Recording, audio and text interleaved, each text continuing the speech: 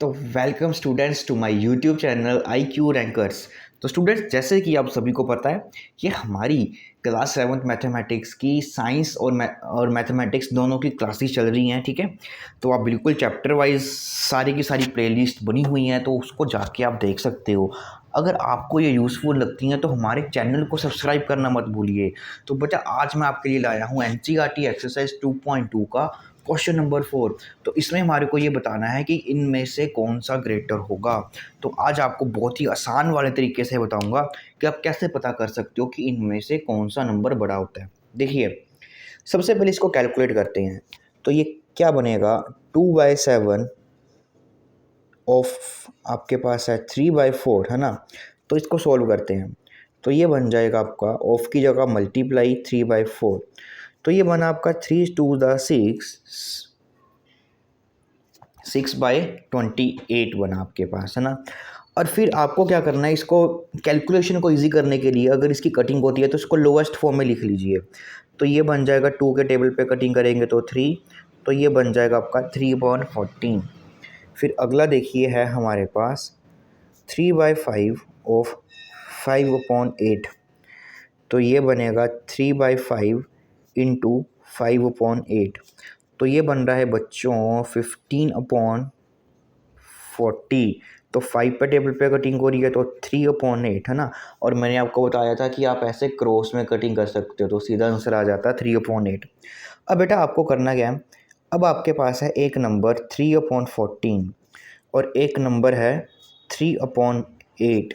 अब सबसे आसान मेथड क्या है इनको चेक करने का कि आपका कौन सा नंबर जो है वो बड़ा है।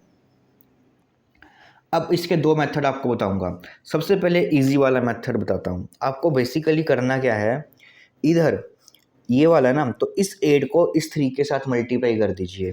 तो इस 8 को 3 से साथ मल्टीप्लाई किया तो मेरे पास आया 24।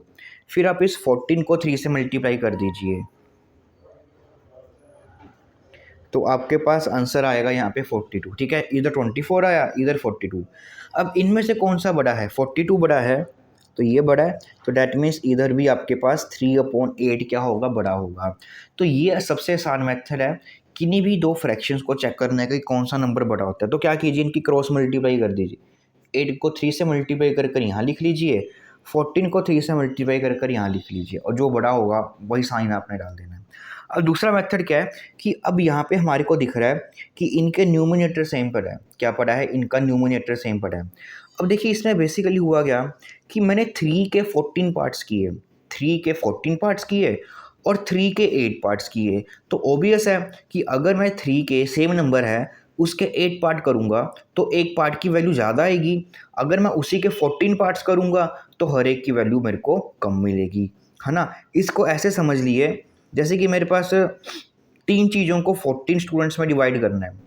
3 हमारे पास चीज़ें हैं, उनको 14 स्टूडेंट्स में डिवाइड करना है।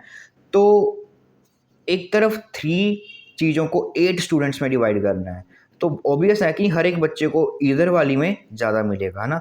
तो ये आपकी क्वांटिटी बड़ी होगी। मतलब कि अगर न्यूमिनेटर सेम होता है तो जिसका डिनोमिनेटर कम होगा तो वही नंबर आपका बड़ा होता है। अब इसको सॉल्व करते हैं।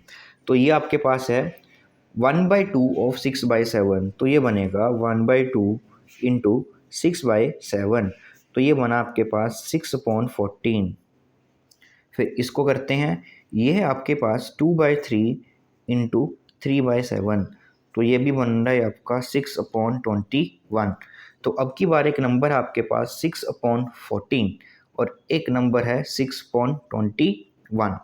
तो अब ध्यान से देखिए, ऊपर की तरफ आपके पास न्यूमिनेटर सेम पड़ा है, तो मीन्स जिसमें मैं कम पार्ट्स में डिवाइड करूंगा वो ग्रेटर होगा। तो मीन्स 6/14 आपका बड़ा होगा। चाहे आप दूसरे मेथड से भी कर लीजिए, इसको इसके साथ मल्टीप्लाई कीजिए, 21 को 6 के साथ, तो आपको मिलेगा 6, 6 2 द 12। तो 126। अब इसको इसके साथ मल्टीप्लाई कीजिए,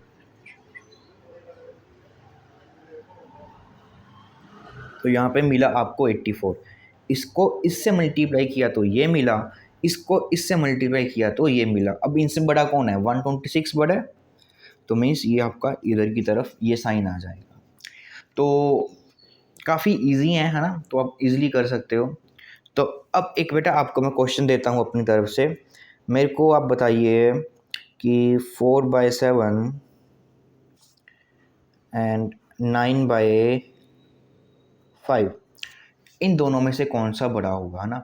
तो कमेंट सेक्शन में बेटा हमारे को जरूर बताना कि आपको क्या लगता है कि 4/7 और 9/5 इन दोनों में से कौन सा नंबर है आपके पास बड़ा होगा।